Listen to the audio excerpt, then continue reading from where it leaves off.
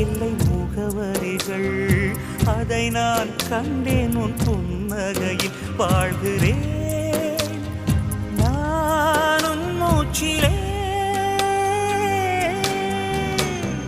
முன்பனிய முதல் மழைய